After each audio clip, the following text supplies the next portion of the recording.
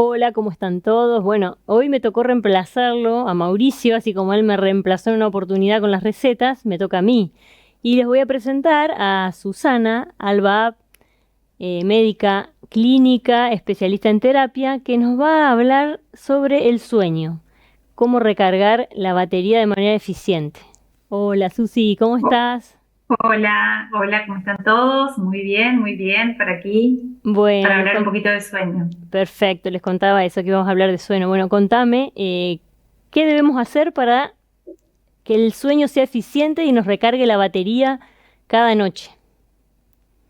Bien, bueno, ante todo, tener en cuenta que muchas veces cuando uno habla de que hace una vida saludable o tiene hábitos saludables, siempre tenemos en cuenta tres pilares básicos que son la actividad física, la Ujú. alimentación, la gestión de las emociones, y no tenemos en cuenta que la cuarta pata de la mesa indispensable para llegar a este equilibrio es el sueño, ¿sí? La importancia del sueño está en que justamente es donde uno recarga la batería. Es como cuando tenés tu teléfono ya al tope de batería y que sí o sí lo necesitas poner a recargar a la noche. Nuestra única recarga eficiente es el sueño nocturno. No sirve hacer cargas pequeñas diurnas y tampoco sirve, que ustedes lo pueden ver con sus dispositivos, cargarlo al 30% porque la noche previa no pude descansar adecuadamente, porque al día siguiente sabemos que se nos va a terminar antes la batería, o porque tenemos que ponerla en modo ahorro y ya no va a ser suficiente, eficientemente no va a trabajar el dispositivo que estemos utilizando, y lo mismo pasa desde el punto de vista cerebral, ¿sí?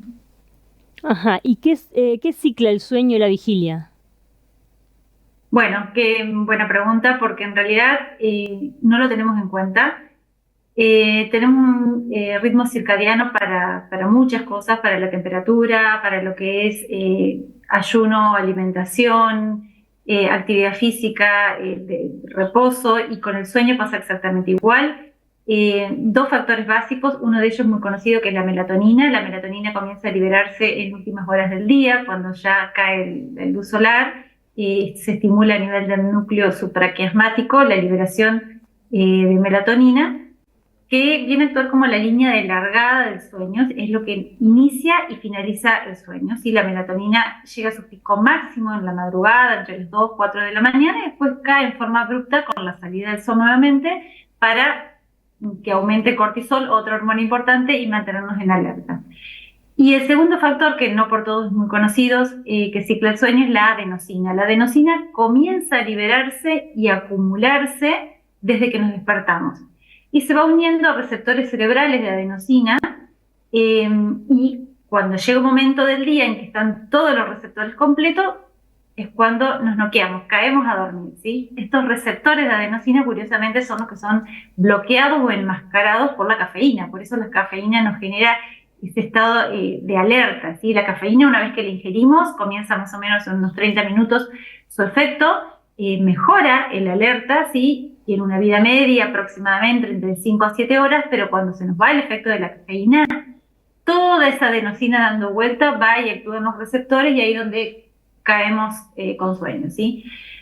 También tenemos que tener en cuenta que, como yo le decía, así como está la adenosina y la melatonina, en este ciclo circadiano, a la noche normalmente baja la temperatura, baja el cortisol, se cambia la liberación de todas las hormonas, y eso ocurre en un sueño fisiológico normal, ¿sí?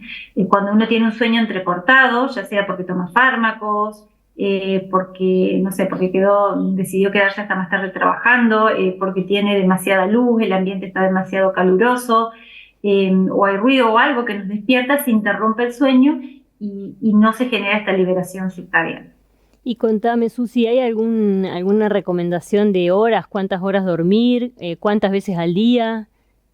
Contame sobre Bien, eso. bueno, claro, sí, en relación a los horarios tiene mucho que ver con la edad, ¿sí? Los bebés duermen más de la mitad del día, eso lo sabemos, y tienen un sueño que se llama polifásico, porque hacen muchos pequeños sueños en el día. A medida que vamos creciendo se van reduciendo las horas de sueño. Los niños deberían dormir aproximadamente unas 9 10 horas.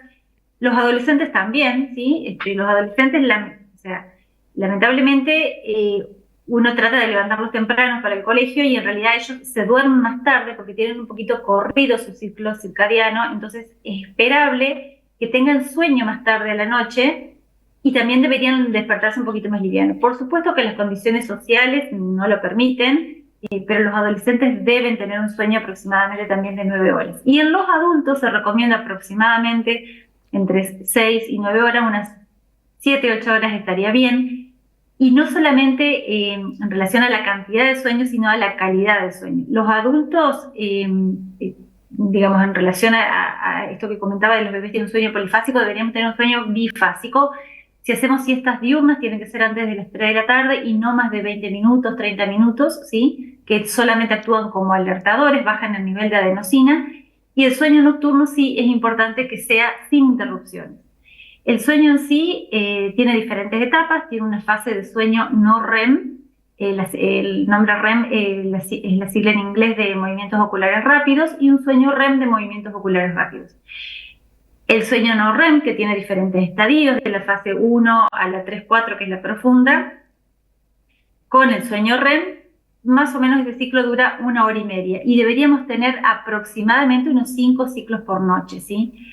Y en realidad estos ciclos son diferentes en su duración en el transcurso de la noche. Por ejemplo, en invierno dormimos, predominan las fases de sueño no REM, que son las fases de sueño más profundo, de limpieza cerebral, donde empieza a actuar el sistema linfático y donde justamente ocurre una limpieza. Se barre con todas las uniones neuronales que ya están defectuosas, que no sirven, que están dañadas, y con todos los detritus y tóxicos que se acumularon en el transcurso del día.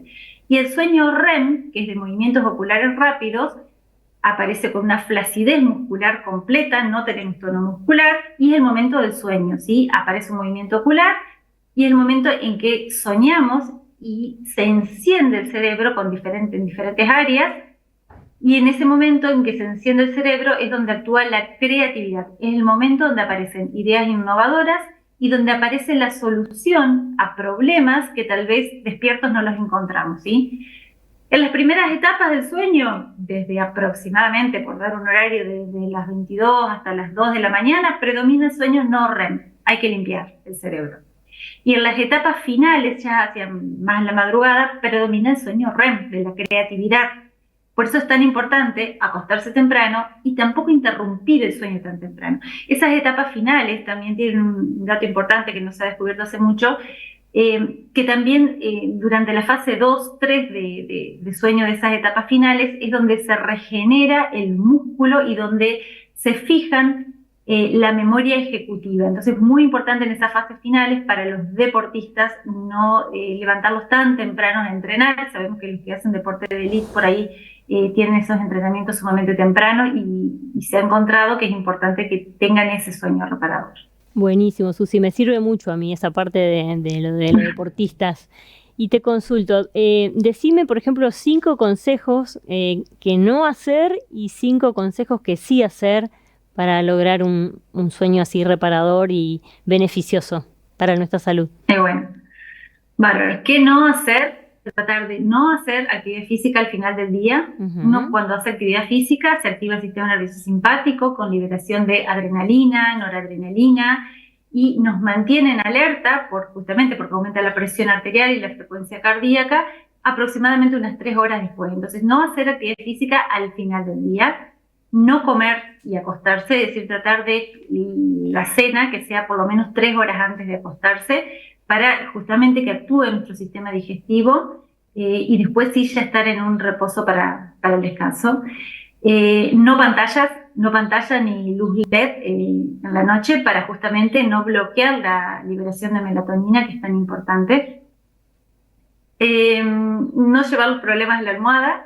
Hay varios tips para esto, pero uno de ellos sirve que, bueno, justamente termina el día y uno termina, digamos, como embotado de toda la problemática que pasó en el día y con eso se va a acostar. Entonces, por ahí llevar en una libreta y anotar todo lo que no va a poder solucionar a la noche que quede para el día siguiente. Y el solo hecho de anotarlo y bajarlo en papel sirve para acostarse sin esa problemática dando vuelta.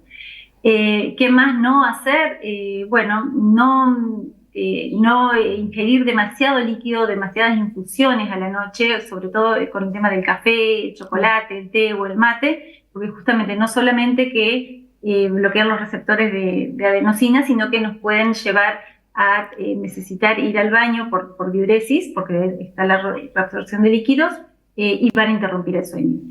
¿Y qué sí hacer? Bueno, tratar de buscar a la noche alguna lectura tranquila, si es un papel mejor, eso sirve para despejar nuestra mente, sirve para bajar la frecuencia respiratoria, la frecuencia cardíaca y nos lleva al sueño.